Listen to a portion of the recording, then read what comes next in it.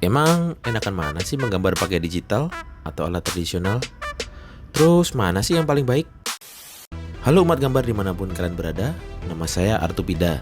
Selamat datang di channel ini. Sebelum kita melanjutkan video ini, jika kalian pemula dalam menggambar, lalu kalian ingin belajar menggambar dengan benar, dan ingin tahu banyak hal seputar menggambar, kalian bisa mulai dengan klik tombol subscribe dan aktifkan tombol belnya. Pastikan kalian tekan jempol ke atas dan share ke teman-teman kalau merasa video ini berguna untuk kalian. 3 kesalahan pemula menggambar digital. Menggambar dengan menggunakan alat digital sebenarnya bukan hal baru ya di dunia gambar menggambar. Saya sendiri mulai menggambar secara digital sekitar setahun setelah lulus SMA. Di situ saya mulai belajar menggunakan media digital tapi masih dengan menggunakan mouse. Loh, kok pakai mouse? Ya karena wawasan saya terhadap dunia pergambaran pada saat pertama kali belajar ya sangat terbatas. Saya dulu di awal belajar sebenarnya menganggap kalau orang yang menggambar digital itu ya harus pakai mouse.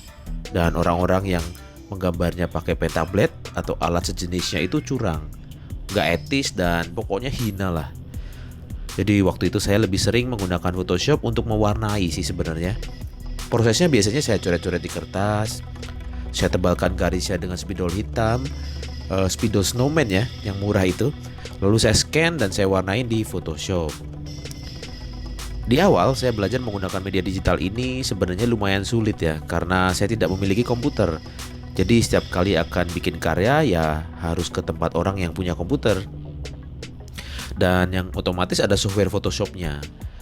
Atau kalau misalnya saya lagi jauh dari teman ya biasanya ke warnet. Setelah itu saya mulai belajar sana sini, mulai bisa kerja dan mendapatkan uang dari menggambar, sampai kemudian saya bisa punya komputer pertama saya. Dari situlah saya mulai paham mengapa pen tablet dan alat sejenisnya itu ternyata lumayan penting banget untuk bikin karya digital. Alat ini menurut saya alat wajib kalau kalian mau belajar menggambar secara digital di komputer. Ingat sekali lagi di komputer ya. Dan selama saya berkarya dan mengajar menggambar, saya sering menemukan pemula melakukan kesalahan yang berulang-ulang ketika mulai pertama kali belajar menggambar secara digital. 3 kesalahan pemula ketika mulai belajar menggambar digital. Kesalahan pertama ini sebenarnya sepertinya sepele sih, kesalahan pertama ini. Tapi dampaknya baik dari sisi karya dan kita sebagai seniman atau artis yang membuat karya lumayan sangat besar. Kesalahan pertama yang akan kita bahas ini hanya ada di media digital, sedangkan di media tradisional ini mustahil ada. Kalian pasti udah mulai dapat gambaran nih, fitur apa kira-kira? Ya betul, fitur Ctrl Z atau undo. Memang seru dan asik sekali dong kalau kita menggambar pakai digital ya. Cat gak usah beli, tangan gak usah kotor sama cat ya maksudnya. Gak usah pegel sama posisi gambar. Belum lagi di digital kita gak usah khawatir kalau salah-salah gambar. Tinggal tekan Ctrl Z, seret-seret semua kesalahan dan dosa yang pernah kita lakukan langsung terhapus bersih. Dan kita bisa mulai melanjutkan kesalahan-kesalahan berikutnya. Hal kayak spam kontrol tombol Z atau undo ini gak akan bisa kita lakukan di media tradisional sih ya, kayak yang tadi sudah saya sampaikan.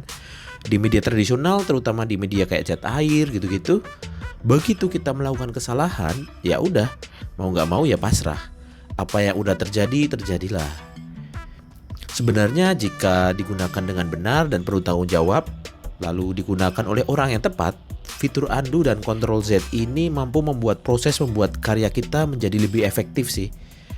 Karena kita menjadi lebih tenang dan gak perlu khawatir membuat kesalahan sehingga banyak proses-proses yang lama dan menghabiskan banyak waktu serta alat dan bahan di media tradisional. Dengan tombol Ctrl Z ini semua menjadi tenang. Kita menjadi tenang, semua menjadi tidak masalah lagi di media digital. Tapi sayangnya justru kelebihan ini punya sisi gelapnya ya. Di saat seniman atau artis yang sudah pro menggunakan fitur ini untuk lebih efektif berkarya, justru pemula menjadikan fitur ini sebuah alat untuk takut menyelesaikan karya, untuk takut berkarya. Tombol super ini, kalau boleh saya bilang super, malah memperkuat ketidakpercayaan dirian kalian untuk membuat karya seringnya. Kalian jadi takut untuk menggoreskan garis, Kalian berharap setiap garis yang dibuat harus langsung bagus sama seperti para idola kalian. Sehingga yang kalian lakukan setiap kali membuat satu garis, tangan kalian udah siap tuh di tombol Ctrl Z. Gores sedikit gak bagus, tekan undo. Gores sedikit kurang oke, tekan undo. Gores sedikit kurang yahut, tekan undo. Gores sedikit garis kurang halus, tekan undo. Begitu terus sampai Saitama jadi gondrong ya. Untuk membuat satu garis yang benar, butuh berkali-kali maju mundur undo. Yang ada tombol Z menjadikan kalian seniman yang tidak percaya diri, takut maju dan melakukan kesalahan. Padahal, untuk kita mampu membuat kemajuan, kita harus membuat banyak sekali kesalahan. Yang lewat kesalahan-kesalahan itu, kita bisa belajar menjadi lebih baik dari sebelumnya.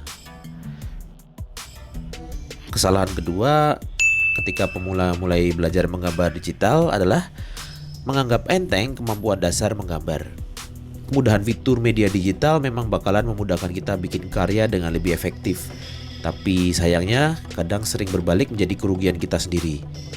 Seringnya pemula terlalu fokus dengan fitur-fitur ini sehingga lupa kalau sebuah karya masterpiece itu tercipta bukan hanya karena alatnya loh, tapi karena adanya tangan, hati dan pikiran sang seniman yang ditumpahkan melalui proses kegagalan dan pembelajaran yang terakumulasi menjadi karya yang bisa kita kagumi. Gagal memahami dan menguasai kemampuan dasar menggambar inilah yang seringnya menjadikan seorang seniman menemukan jalan buntu atau mentok ketika berkarya. Rasanya kayak udah mencoba semua cara ini itu, tapi tetap aja gambar kita gak bisa jadi lebih baik lagi. Seperti monoton dan jalan di tempat. Padahal softwarenya yang kita pakai udah paling mantap dan paling mutakhir. Menggambar secara digital pada dasarnya sebenarnya kita tetap saja menggambar. Tidak banyak berbeda dengan ketika kita menggambar di kertas, di kanvas, tembok atau media tradisional lainnya. Perbedaannya lebih banyak pada kemudahan dan efektivitas ketika kita membuat karyanya. Namun untuk kualitas dan keindahan karya tetap saja semua bergantung pada pembuatnya. Walaupun dalam beberapa hal media digital jauh lebih unggul ya dibandingkan dengan media tradisional. Bukan berarti lalu dengan seperti itu kita menganggap digital lebih baik daripada media tradisional. Pemikiran seperti ini hanya akan menghambat proses belajar kita. Proses belajar dan perkembangan kemampuan kita loh. Kadang-kadang beberapa pemula menjadi pecandu fitur ketika membuat karya sih gara-gara hal ini. Akibatnya ya ketika dia terpaksa menggunakan software lain atau alat lain jadi ya nggak bisa ngapa-ngapain. Pasti kalian pernah dong udah coba tutorial ini itu, udah download brush dari para seniman digital idola kalian, udah pakai segala macam plugin. Tapi ketika kalian membuat karya kalian sendiri, rasanya kayak hal-hal yang kalian kumpulkan itu tidak banyak membantu. Sebenarnya fitur software digital itu pada dasarnya hanya akan sangat membantu seniman atau artis yang sebenarnya sudah memiliki kemampuan yang bagus, serta kedisiplinan serta konsistensi berkarya. Jadi saran saya untuk pemula adalah fokus gunakan software itu untuk membuat karya, bukan untuk mengkoleksi fitur. Dan toh seorang seniman yang baik akan tetap berkarya dan mampu berkarya dengan baik tanpa peduli apapun medianya kan. Lalu bagaimana caranya agar kita menjadi lebih baik, mampu menjadi seniman atau artis yang baik sehingga menghasilkan karya yang lebih baik? Saran saya adalah jangan membedakan media. Fokus pada kemampuan menggambar kita yang perlu kita tingkatkan. Terus belajar dan jangan terjebak dengan fitur software. Lalu jangan lupa untuk pelajari hal-hal yang mendasar yang penting di dalam menggambar seperti perspektif, anatomi, komposisi, warna, bentuk, dan ilmu dasar lain dalam menggambar. Sambil tetap konsisten membuat karya tentu saja.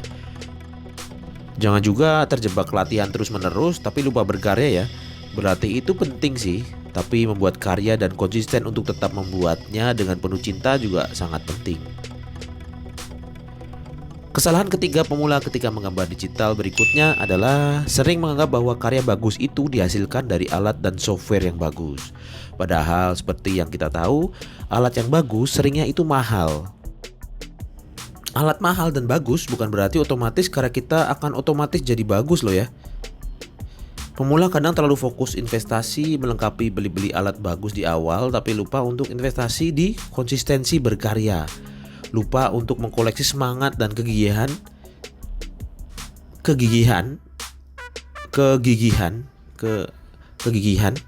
dan kesenangan membuat karya. Kira-kira kalau kalian sendiri pilih mana nih? Punya banyak alat yang bagus atau punya banyak karya yang bagus?